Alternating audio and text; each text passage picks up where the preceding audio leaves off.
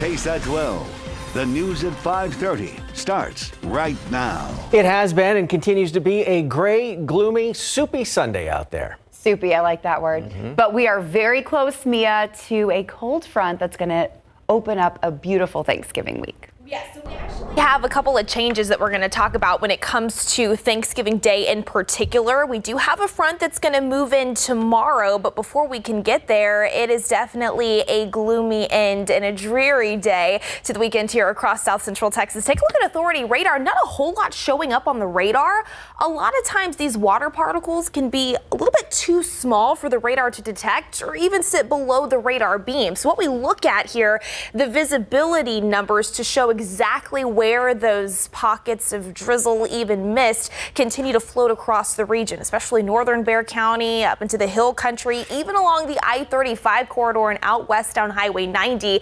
We still do have some pockets of drizzle pushing across the region. So do expect damp conditions for any evening plans. Now, as we look ahead to your Monday, I think some morning fog and mist will be possible before we warm into the upper 70s. Then we see that cold front move through. Windy by Tuesday, gusts up to 35 miles per hour as we see that cooler air work into the region. It's going to be nice Tuesday and into Wednesday, but by Thanksgiving, some uncertainty moves back in. Maybe a few showers possible. Again, not set in stone, but I'm going to walk you through the forecast and tell you why we'll need to monitor that coming up a little bit later on, guys. All right, Mia, thank you. Now, the story we've been following basically this entire month. The man you see here, 31-year-old Roberto Banda, was arrested this weekend for shooting a man at a downtown IHOP back on November 4th. Now we have new information on his charges as well as his bond. He's officially charged with aggravated assault with a deadly weapon, a second-degree felony, with his bond set at $200,000. Last night, before he was taken to the Bexar County Jail, he expressed regret for shooting victim Daniel Morales in the head when he was trying to stop a fight at the IHOP on East Commerce Street. Morales still in the hospital recovering from his injuries. More than 900 weapons were collected at the city's first ever gun buyback event. People lined up at the Alamo Dome today to trade in those guns for HEB gift cards. Organizers say the event was so popular, they ran out of those gift cards. They actually had to wrap up hours before the event was planned to end. The plan now is to destroy all those weapons that were collected. Tonight on the Night Beat, you'll hear from the councilman who planned this about why he says this is making San Antonio and homes safer. Former President Donald Trump visited the U.S.-Mexico border today in Edinburgh, Texas, with Governor Abbott, the governor endorsing Trump's presidential run for next year. After serving Border Patrol agents an early Thanksgiving meal, Abbott and Trump took to the stage to talk about immigration policies. They both said President Biden's current enforcement of our immigration laws is lacking, and if Trump gets elected, they said he'll come down even harder on immigration control. A recent article released by the New York Times just stated Trump plans on going so far as using large deportation camps where migrants are caught to hold them so they can be sent back to their home countries. We need Donald J. Trump back as our president of the United States of America. I'm here today to officially proclaim my endorsement for Donald J. Trump to be president of the United States of America again. Abbott also took to Twitter to announce his endorsement, saying, quote, President Trump is the clear choice to get the job done. Around America tonight, there is growing concern among health officials as cases of flu, RSV, and COVID are on the rise. Ike Ajachi has details as emergency rooms are bracing for another possible triple-demic of illnesses.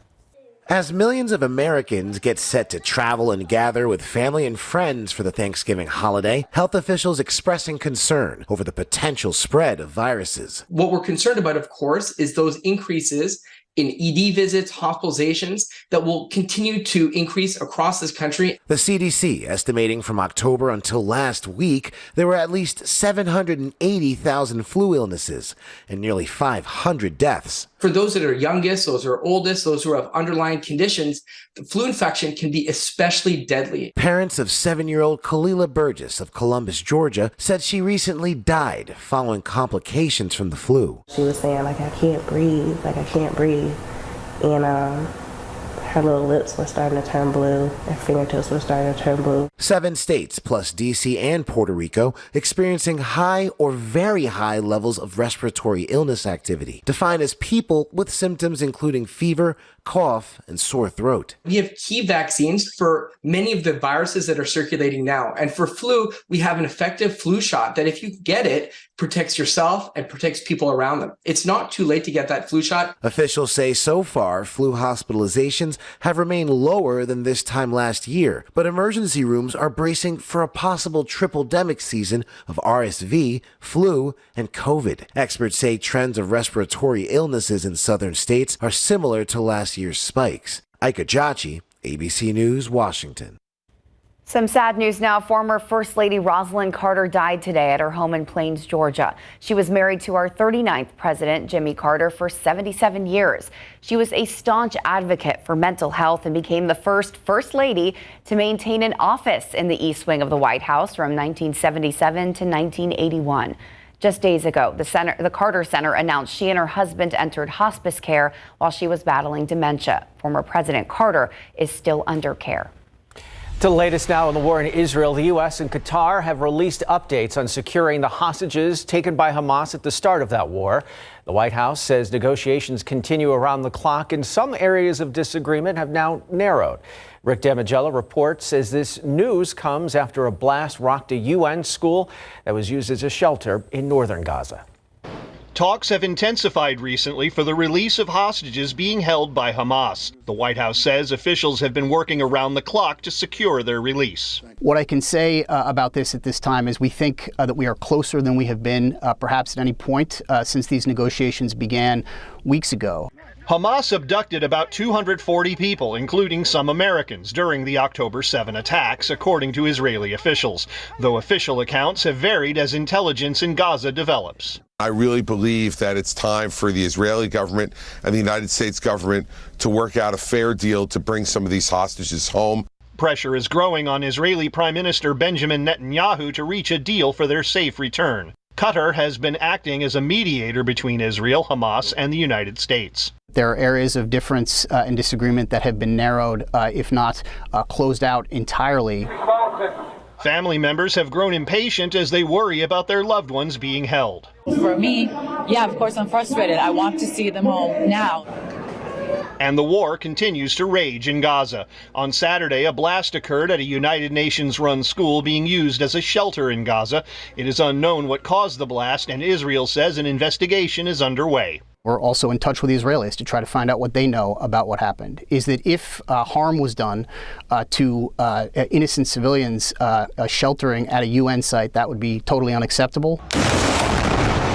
Rick Damigella, KSAT 12 News.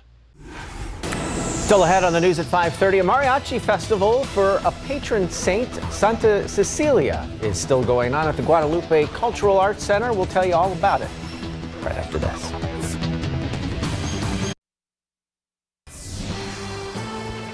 I didn't know this until today, but mariachis have their very own patron saint. Yes, they do. Her name is Santa Cecilia, and a mariachi festival was held today at the Guadalupe Cultural Arts Center in her honor as part of a musical tradition. Mariachi groups from all over South Texas have attended, and they are all still right there right now. If you want to participate, the festival lasts until 9 o'clock tonight. It's led by Mariachi Azteca de America and is featuring performances from local high schools to professional groups. A lot of talent in town when it comes to that. Take a live look outside as we head to break. Perhaps a little bit of clearing there. It looks like maybe it's just a smudge on the screen. It's been gray all day. Mia will let us know when we might see the sun again right after this. Nice and gloomy out there, but it's going to change. Yes. I don't think it was a smudge on the screen. No? Was that a little bit of sun? It was a little bit of clearing. Just a little. And especially areas south of San Antonio have been able to see a few peaks of sunshine today. But for the most part here in the Alamo City, it has been a very dreary end to the weekend. Take a look at temperatures across south central Texas. You can kind of see where we've managed to find a few breaks in the cloud cover, really where those low 70s are registering along and really south of the Highway I-90 corridor, 71 in Del Rio, 75 off to our southwest in Cotulla. But for us here in town, 67 degrees, even a little bit cooler up into the hill country just because we do have the cloud cover in place and we've seen patches of mist and even a little bit of drizzle push across portions of south central Texas today. Now through the overnight hours, the cloud cover is still with us for the most part. And while it's not showing a whole lot here on your Futurecast, by the Monday morning drive, I do anticipate some areas of patchy fog and a little bit of mist. So not a bad idea to maybe give yourself an extra 5 or 10 minutes out the door first thing tomorrow. By about 8 to 9 o'clock in the morning, as we see a front approach south central Texas, it's also not out of the question that we find an isolated notable shower or two, especially east of town. Better chances the farther east that you go. And then we will start to see a little bit more sunshine return into the early afternoon. It's also when our next cold front is going to push into south central Texas and work its way farther down to the south by Monday evening. Notice what that means for your temperatures, though. We are going to see drier air punch into the region, but before we see the cooler air return, it is going to be a warmer day. We're going to start off in the mid 60s tomorrow morning, around 64 at 7 a.m., but we're climbing into the upper 70s as we see a little bit more sunshine return, and then we'll start to see the cooler air work into the region by Monday night and especially into Tuesday. Now that cooler air moving in via a gusty north wind. In fact, overnight Monday and into Tuesday, we're thinking gusts upwards of about 35 miles per hour possible. So before heading to bed tomorrow evening, you are going to want to make sure that you bring loose trash cans, empty trash cans close to the house, and secure any loose lawn items out there as well. Those wind gusts sticking with us throughout the day on Tuesday. It will be cooler, topping off in the low 60s with plenty of sunshine. More of the same into Wednesday. A colder morning, though, in the mid 40s. So you are going to want to plan on wearing the coat if you're stepping out first thing Wednesday. Then that takes us into Thanksgiving Day on Thursday. We've introduced a 20% chance to find an isolated shower or two, especially in the morning. It's not set in stone, but it's something we're going to need to monitor in the days ahead. And I want to show you why. We've got an area of low pressure centered over the central plains right now. That is essentially what's going to bring that front into the region tomorrow. But on the back side of that system, another area of low pressure looks to form now over northern Mexico and then track eastward, bringing some form of rain to parts of South Texas overnight Wednesday and into Thursday morning. What we're going to need to track with this particular low pressure system: where exactly does it travel? The farther south that it goes means more sun for us, a lower rain chance by Thursday morning. But the farther north that it tracks, that means more cloud cover and some higher rain chances. So again, not set in stone, not guaranteed, but that is something to monitor and check back in on with us as we fine tune the details in the coming days. Until then, warmer tomorrow, but then we'll see that cooler air work its way back into the region, guys. Maybe have a plan for Thursday if you're smoking something to cover the smoker. There you go. Just in case. Even if you're just like hanging out over it. Yeah. Whatever works. Save the turkey. Save the turkey at all costs. That's right. As long as the turkey tastes good, it'd be great. All right, the Cowboys taking care of business today, Mary. Yes, they did, and it was against the NFL's worst team, but still an important win. And along the way, cornerback Deron Bland gets another pick six, tying an NFL record. Plus, we bring you to last night's scene where the Davenport volleyball team brought home the school's first piece of championship hardware.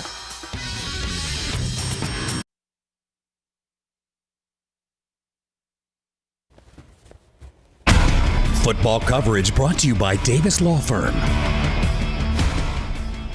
Before the Cowboys and Panthers kicked off for their Week 11 tilt, Jerry Jones confirmed Hall of Fame coach Jimmy Johnson will be inducted into the Cowboys Ring of Honor.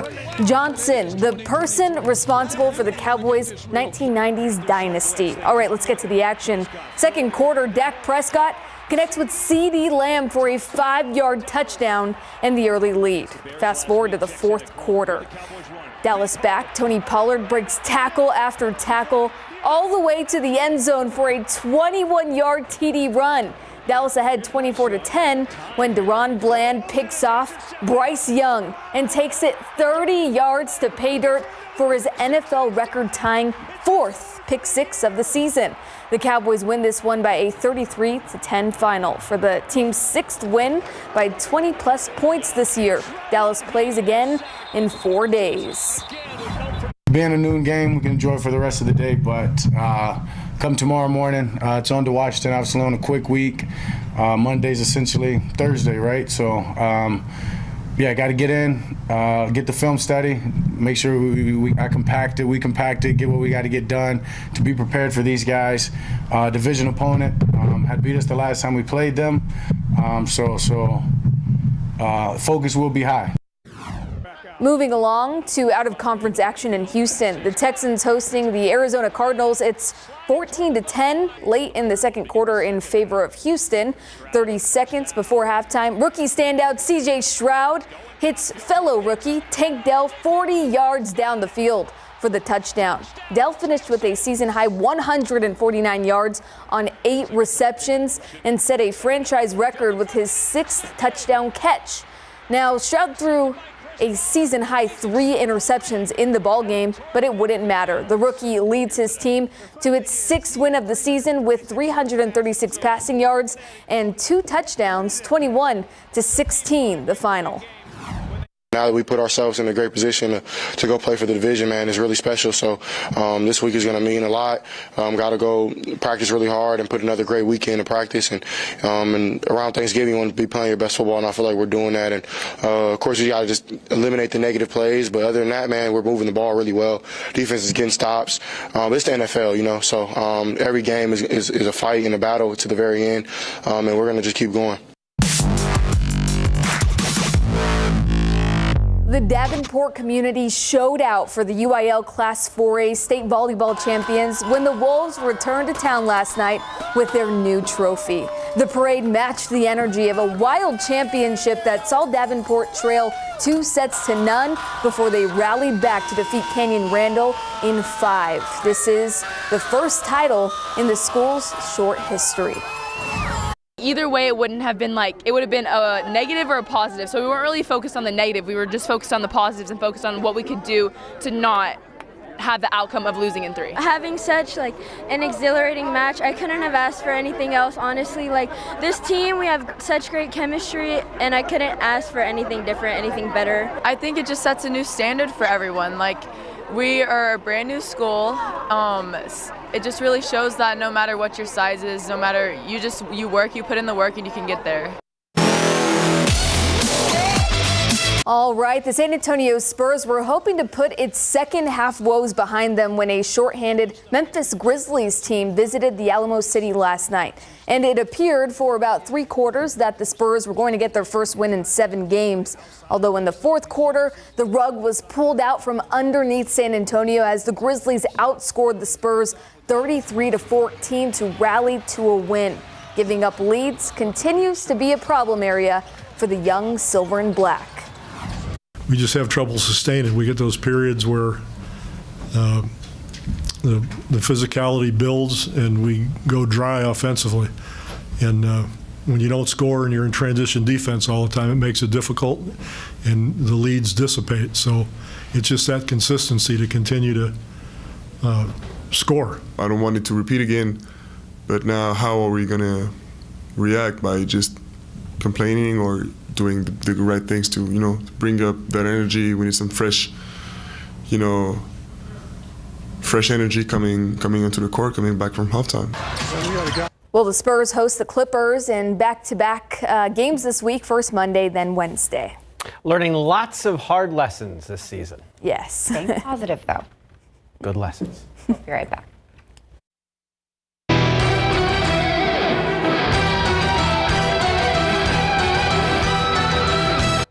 They're back. The Trans-Siberian Orchestra's tour kicked off this week with upcoming shows all across the country. This year's show is called The Ghosts of Christmas Eve. Nothing shreds like TSO for the holidays. They have 2 scheduled performances right here in San Antonio to melt your faces off with their guitar riffs It'll happen December 9th at Frost Bank Center at 3 and 7:30.